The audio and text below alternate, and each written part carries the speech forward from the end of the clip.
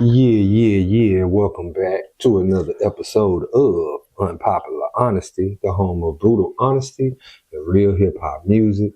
I am Kornbread Capone, and we are sitting here with somebody who I've been knowing for almost a decade. Very talented on that microphone, got a voice. Hey, she can be Lauren if she wanted to. I'm talking about Bella. What's going down? What's up with it? What's up? Man, well, we're going to get it started because the reason why we here is Double Jeopardy. Double Jeopardy is an album that was created, say about 4 years ago during the pandemic. I recorded 9 albums. Double Jeopardy is the result of one of those albums. It's an album that is myself and Bella. And where do I begin? Would you like to start about Double Jeopardy? Okay. So like you said, it was written and recorded about 4 to 5 years ago. How it came about, not how it came about, because there's another backstory about how the idea was sparked, but I guess you could say how we got started writing it. I guess you could say. Yeah. I hadn't written music in a while. And so Brad hit me up about a song that's not on this album, by the way. He hit me up about that song.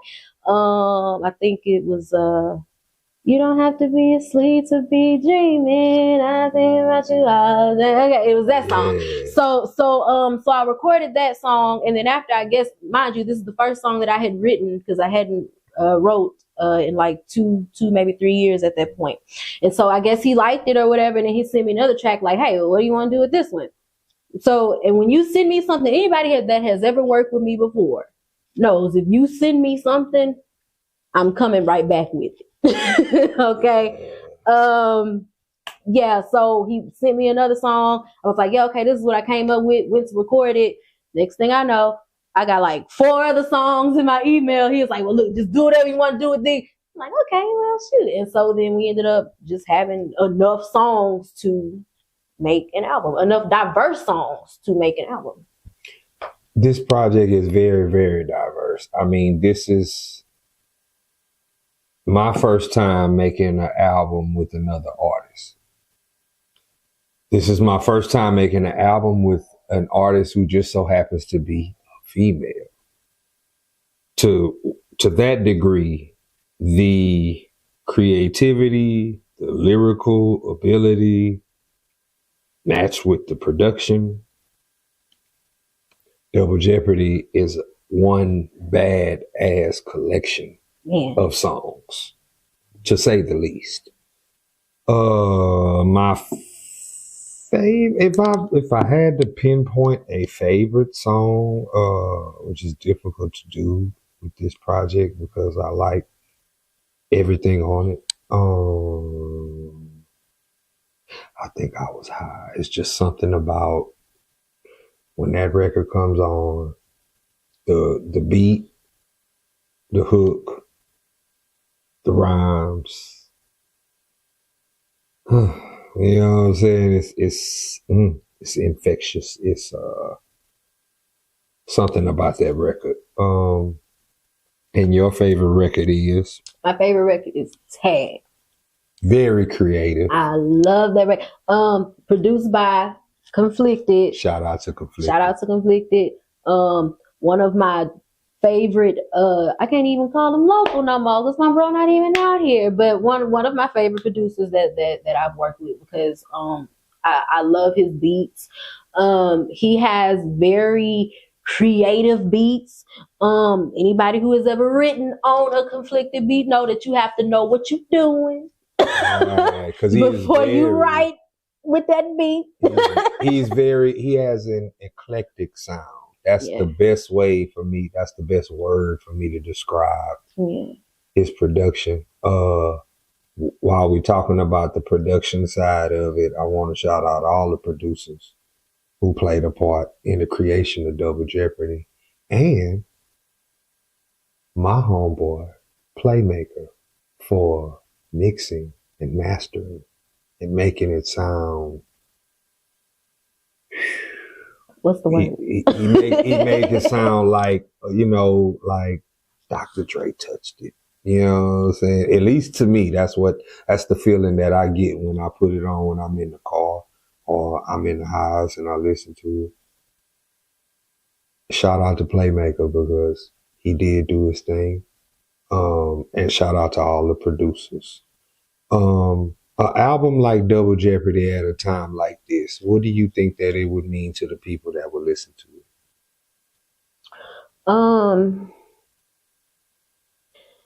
I would say, I guess it'll kind of give people the opportunity to kind of look at hip hop from a different perspective, I guess I should say, because as a female rapper, I don't rap about things that you would hear these mainstream females rap about. That's just not me. That's not my personality. I'm regular as hell.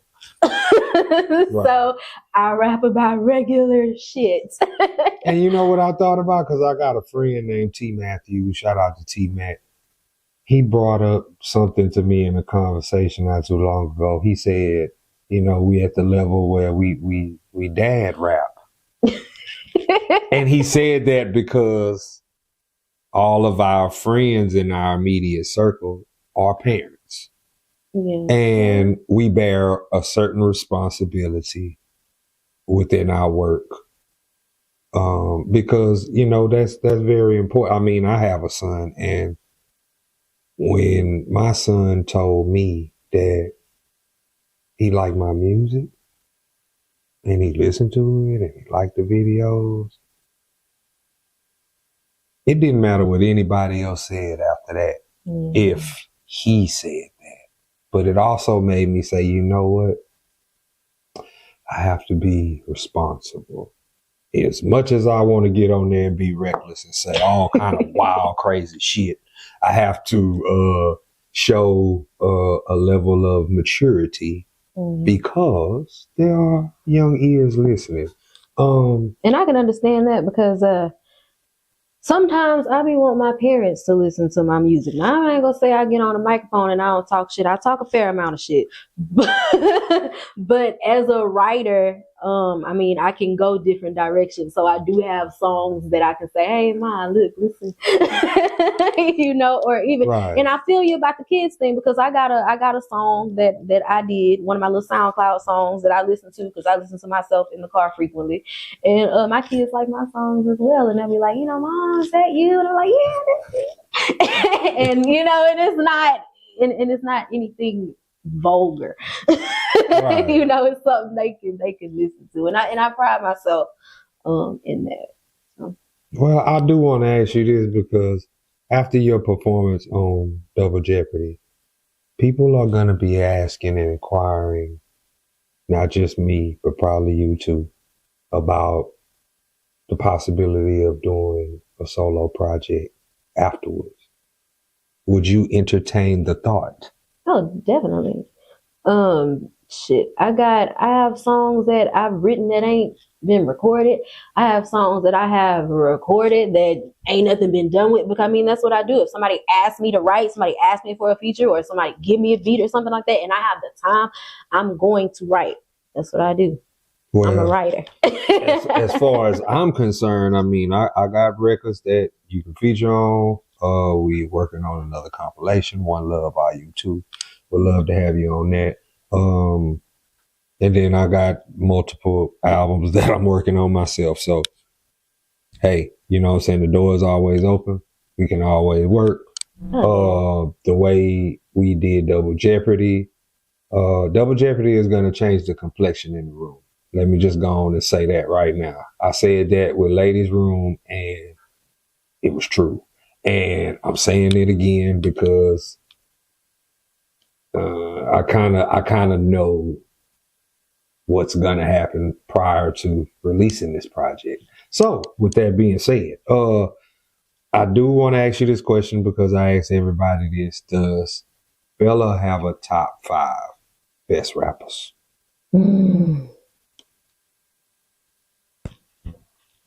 I ask everybody that question. I know. Everybody get I that don't one. know. You know what I'm saying? But if you know. Okay, does it have to be female or can it be? Or it can be anybody. Okay, let me see. I'm gonna put it on the top five. Top five. Who I be listening to? Let me see. Open my Spotify, see who I be listening to. See that? I mean, that's kind of like I was saying earlier. Like I can't.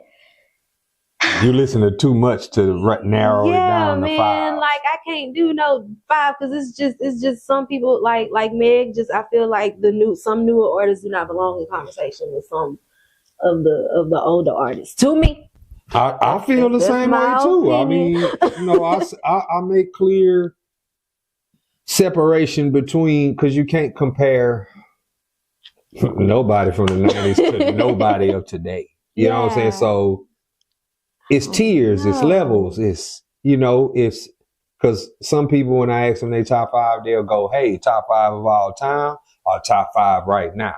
Yeah. That's two different things. Yeah. I got my top 5 of all time. I'm ready to spill it anytime somebody asks.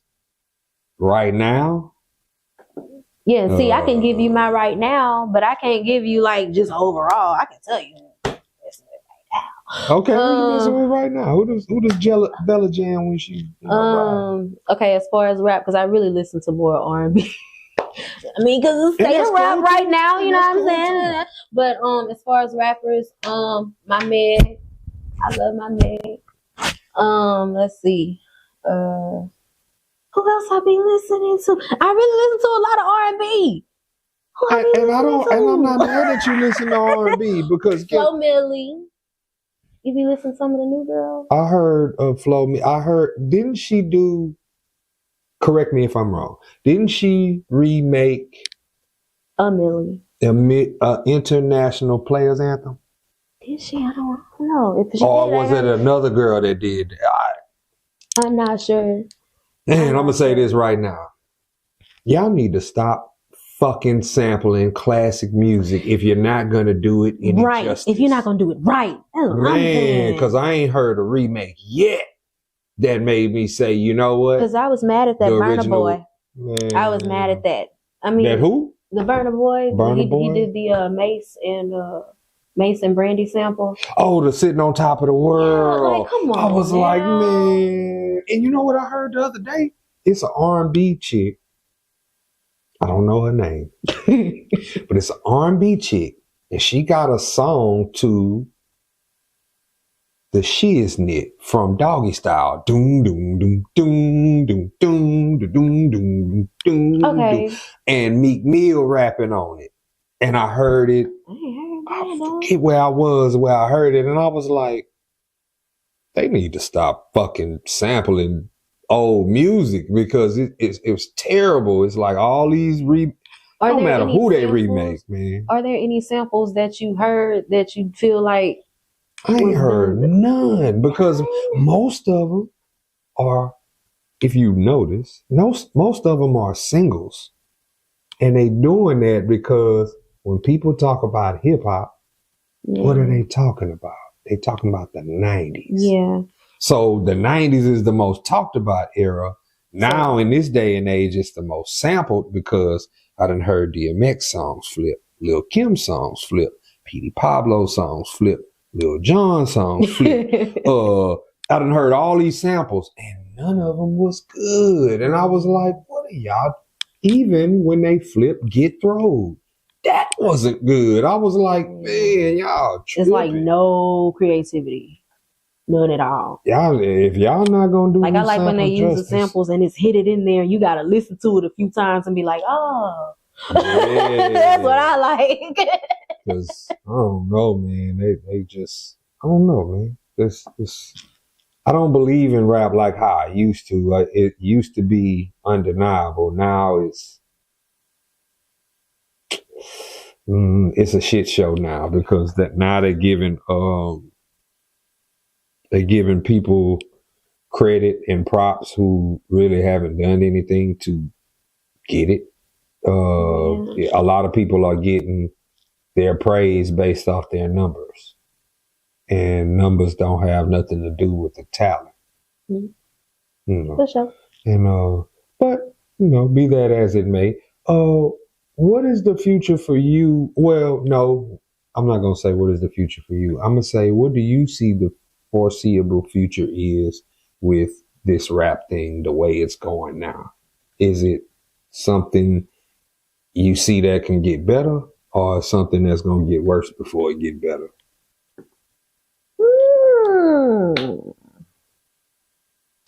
I don't know. I mean, you know how people say like history kind of repeats itself. I mean, maybe there's some hope that maybe some of that will come back. You know what I'm saying? And it's not that there aren't any artists out there. It's just that they aren't being pushed, because we had a conversation about Rhapsody earlier. Right. She's you know phenomenal, but she not on the radio. Yeah. You know what I'm saying? She got an album finna come out now. You wouldn't know nothing about it unless you follow her on Instagram. Right. So I don't think that it's not out there. It's just not what's being pushed, because people are gonna gravitate to what they resonate with, so shit, we got your city girls, we got your regular girls. We got your gangster niggas, we got your not gangster niggas, everybody just kind of get in where they fit in.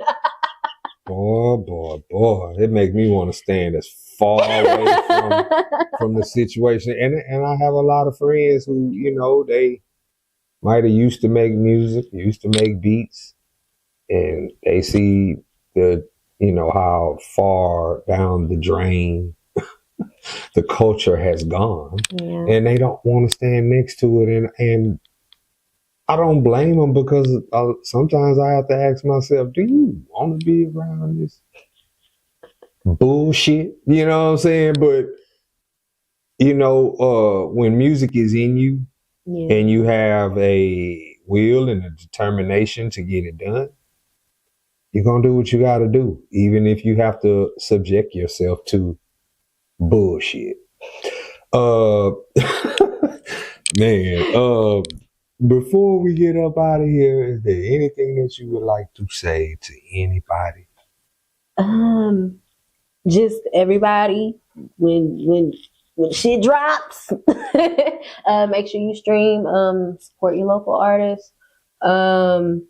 Shout out to my Mob Boss family. And that's it. And on behalf of Bella and myself, I would like to encourage everyone to go out and get Double Jeopardy. Listen to Double Jeopardy, stream, download, however you consume your music. Oh, and also there will be physical copies for those who like to have something to hold on to. We are reverting back to the old school because, it's that time. And as I say all the time, man, peace and love, because that's what the world needs. Double Jeopardy, April 2024.